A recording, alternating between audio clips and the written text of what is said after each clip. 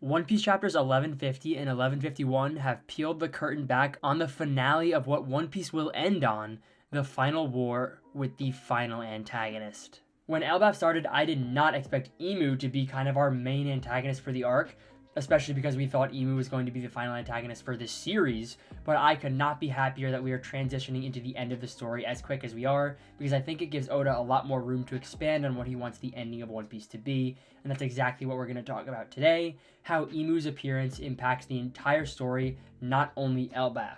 I say this every week, but Elbaf just keeps getting crazier and crazier, so if you want to keep up with this insane arc and also what I have to say about the chapters that are releasing every week, do me a favor and like and subscribe. I'd love to have you on board. I'm enjoying One Piece so much right now. I haven't been this tapped in since Wano, and I'm really excited for the story to reach its final stages. So first and foremost, let's talk about how the appearance of Emu alone, not even anything Emu is doing specifically, impacts the structure of the narrative so far. The biggest thing that is kind of just undeniable here is that it is showing us how close we are to the end of One Piece, or at least that fated meeting between Emu and Luffy, which for now we all think is going to be the final fight in the story, but I have more to say about that at the end of this video, so stay tapped in for that.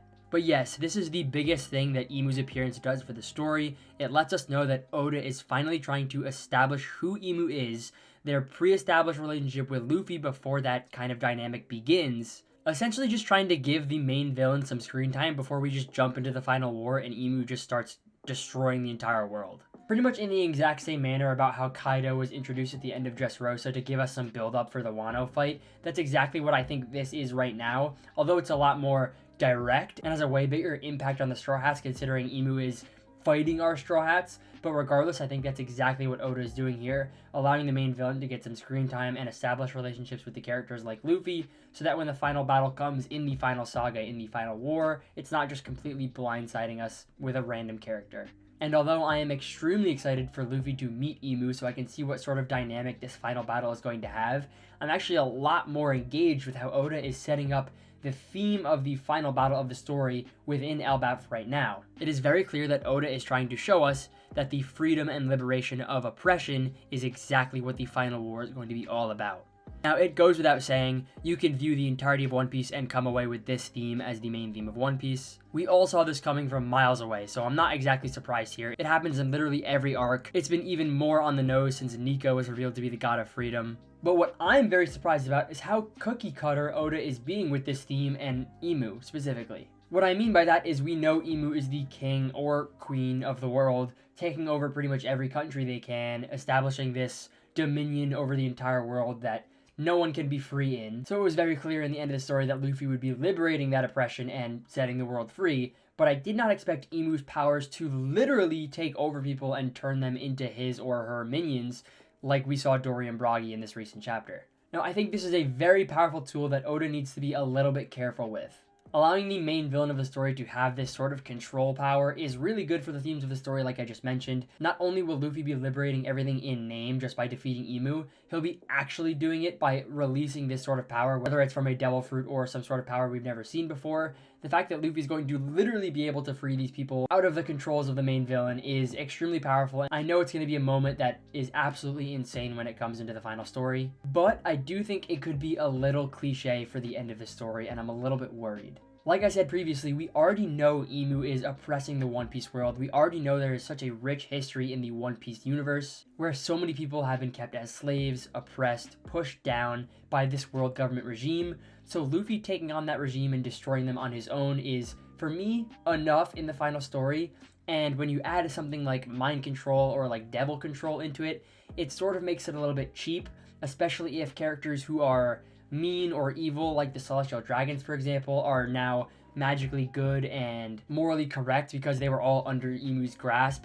It can definitely sort of cheapen or undervalue the liberation that is coming to the story, so I definitely want Oda to be a little bit sparse using this power. The last thing I want would be for the Straw Hats to get controlled and Luffy has to liberate them, and it's this weird, like, cheesy thing.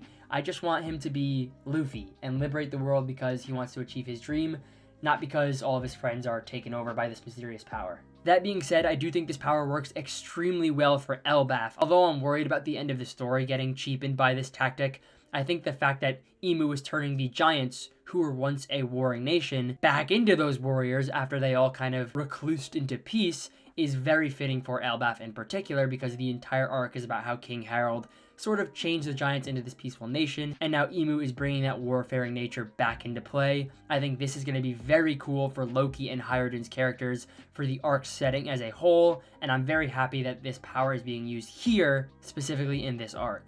And another reason why I'm happy this power is being used here is because I have so much stock in Loki right now. I think he's going to be one of the coolest characters One Piece has to offer, especially with how his character is shaping up to be some sort of liberating figure just like Luffy. I can already see his backstory shaping up where Emu did this reversey move and turned probably his dad into a devil, and Loki had to kill him in order to liberate him, and that's why Elbaf hates Loki and thinks he killed his own father, and he's this tragic character.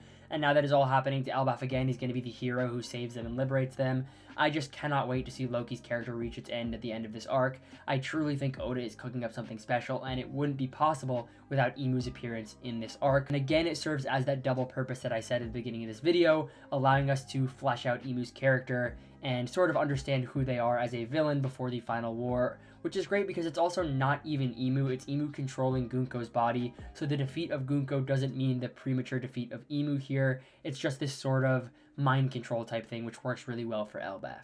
But lastly, something that all of this made me think of that I don't see many people talking about is the order of the final story has sort of been swapped in my brain now, and I can't stop thinking about how Blackbeard might actually be the final fight. The reason I say this is because the last 20 chapters have built up the world government and Emu so incredibly well, and we still have almost nothing on Blackbeard, making me feel like Blackbeard will come after Emu and completely destroy my predictions for the end of the story.